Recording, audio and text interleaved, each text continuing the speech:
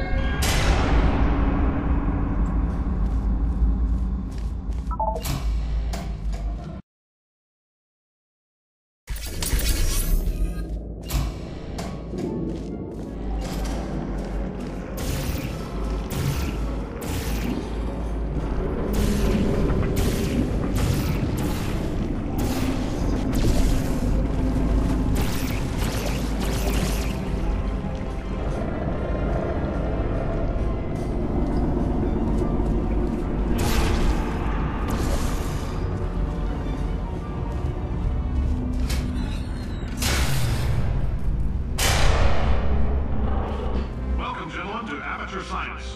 Astronauts, war heroes, Olympians, you're here because we want the best. And you are it. So, who is ready to make some science? I am. Now, you already met one another on the limo ride over, so let me introduce myself. I'm Cave Johnson.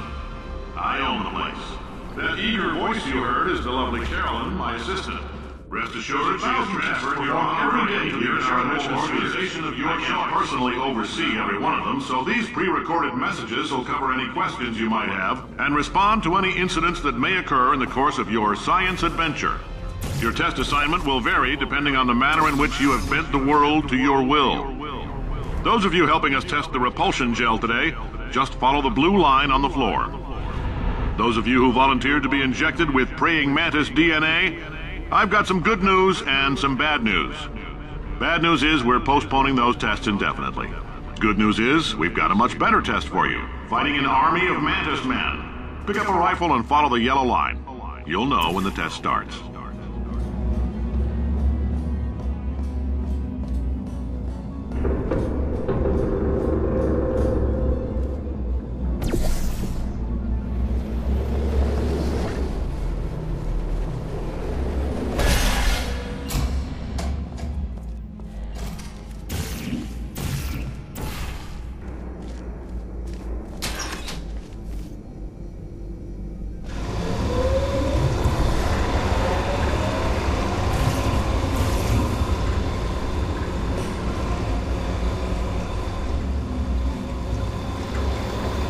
They say great science is built on the shoulders of giants.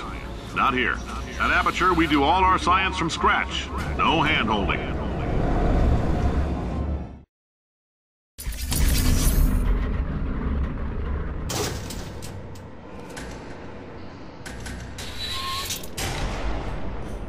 All right, let's get started.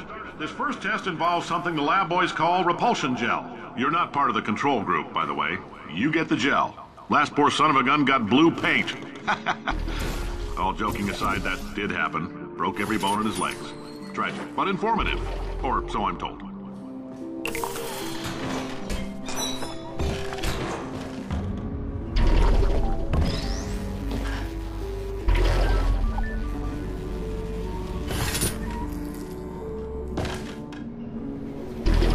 The lab boys just informed me that I should not have mentioned the control group.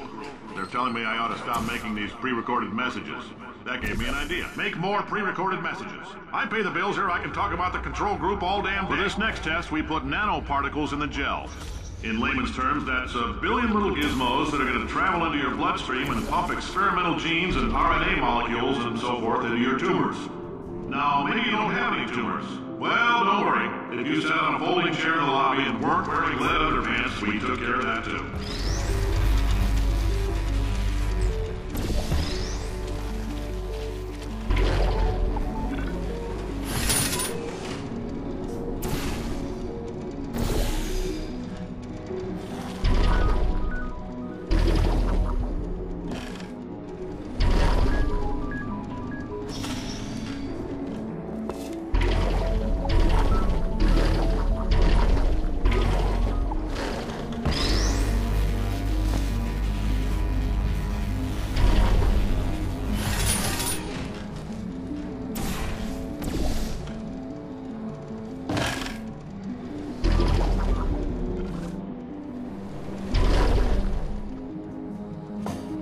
Oh, in case you got covered in that repulsion gel, here's some advice the lab boys gave me.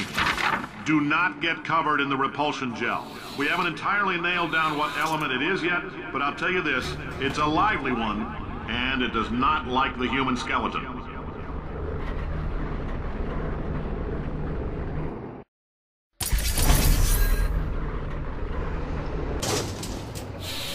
All these science spheres are made of asbestos, by the way. Keeps out the rats. Let us know if you feel a shortness of breath, a persistent dry cough, or your heart stopping, because that's not part of the test. That's asbestos. Good news is the lab boys say the symptoms of asbestos poisoning show a median latency of 44.6 years. So if you're 30 or older, you're laughing. Worst case scenario, you miss out on a few rounds of... I like your style. You make up your own rules, just like me. Bean counter said I couldn't fire a man just for being in a wheelchair. Did it anyway. Ramps are expensive.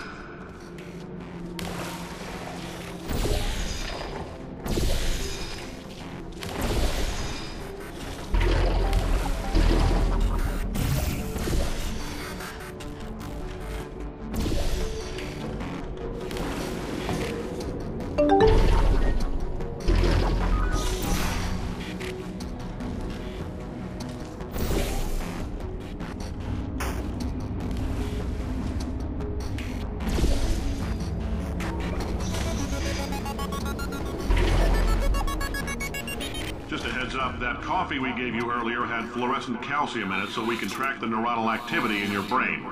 There's a slight chance the calcium could harden and vitrify your frontal lobe. Anyway, don't stress yourself thinking about it. I'm serious. Visualizing the scenario while under stress actually triggers the reaction.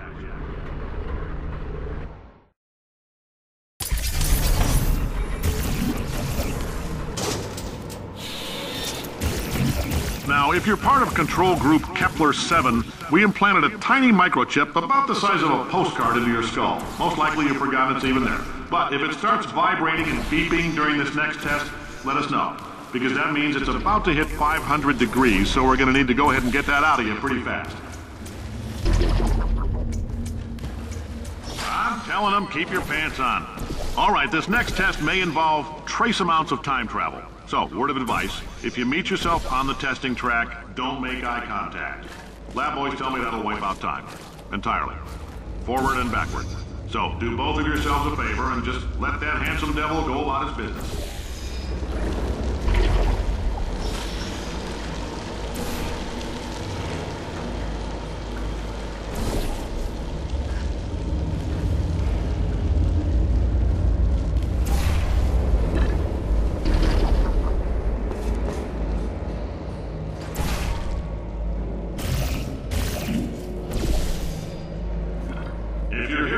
It means you're taking a long time on the catwalks between tests. The lab boys say that might be a fear reaction. I'm no psychiatrist, but coming from a bunch of eggheads who wouldn't recognize the thrill of danger if it walked up and snapped their little pink bras, that sounds like protection. They didn't fly into space, storm a beach, or bring back the gold. No, sir, we did. It's you and me against the world, son. I like your grit. Hustle could use some work, though. Now let's solve this thing.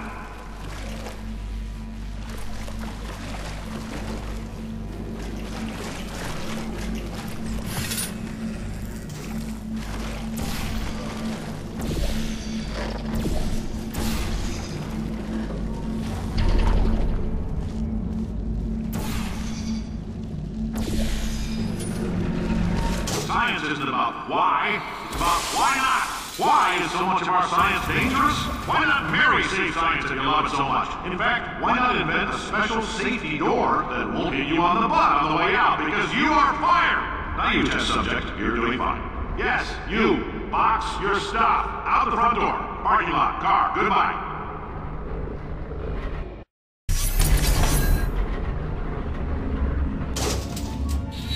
Congratulations! The simple fact that you're standing here listening to me means you've made a glorious contribution to science. As founder and CEO of Aperture Science, I thank you for your participation and hope we can count on you for another round of tests. We're not going to release this stuff into the wild until it's good and damn ready, so as long as you keep yourself in top physical form, there'll always be a limo waiting for you. Say goodbye, Carolyn. Bye, Carolyn. She is a gem.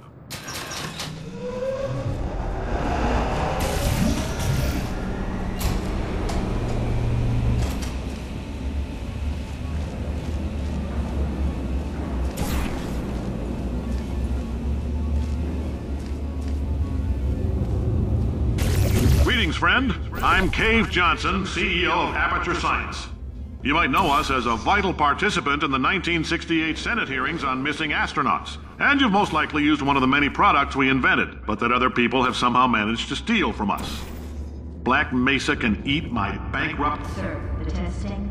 Right. Now you might be asking yourself, Cave, just how difficult are these tests? What was in that phone book of a contract I signed? Emma?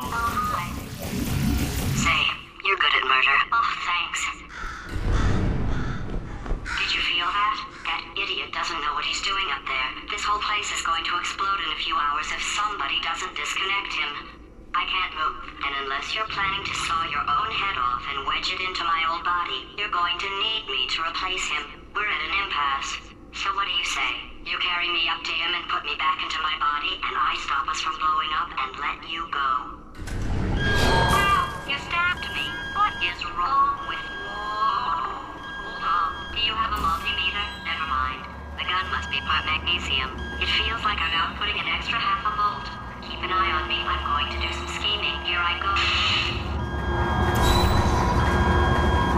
Whoa, where are we? How long have I been out?